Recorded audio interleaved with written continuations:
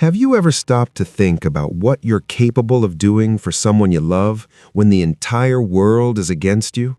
Some people spend their whole lives waiting for a chance, just one chance to look into the eyes of whoever destroyed everything that mattered to you and make them pay. Oberyn Martell waited 18 years for that moment. And when it finally came, he didn't step back, he didn't flinch, he moved forward. Now, before we dive headfirst into this story, I need you to understand who this man really was.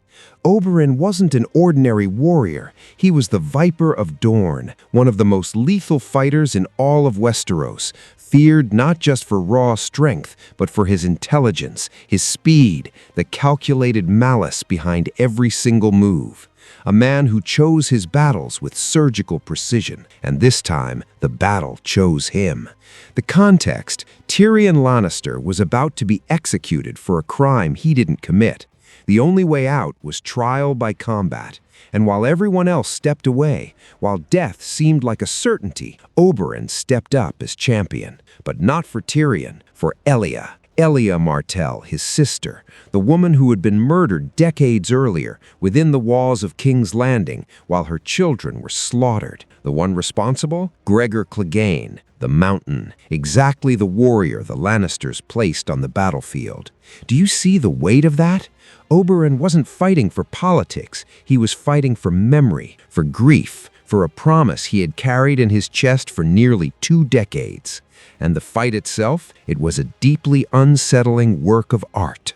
Where the Mountain was a wall of flesh and steel, as brutal as a landslide, Oberyn was the exact opposite, fluid, fast, venomous in name and in practice, his poisoned spear slicing through the air in circles that left the Mountain confused, sluggish, bleeding. The crowd roared, the Mountain fell, and there it was, the moment Oberyn had been waiting his entire life for.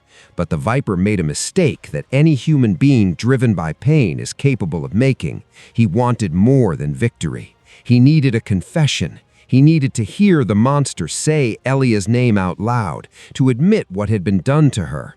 And while he demanded that, circling the fallen giant, he forgot one fundamental thing: monsters don't stay down forever. What happens next is one of the most brutal and traumatizing scenes in television history.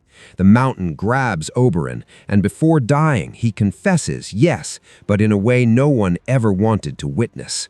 Oberyn Martell died the way he lived, intense, passionate, refusing to retreat. And in that moment, as Westeros watched in horror, we understood that this man was never fighting to survive. He was fighting so that Elia's name would finally be spoken out loud, with weight, with truth. He got that, in the cruelest way fate could possibly deliver. The story of the Viper of Dorne isn't about defeat.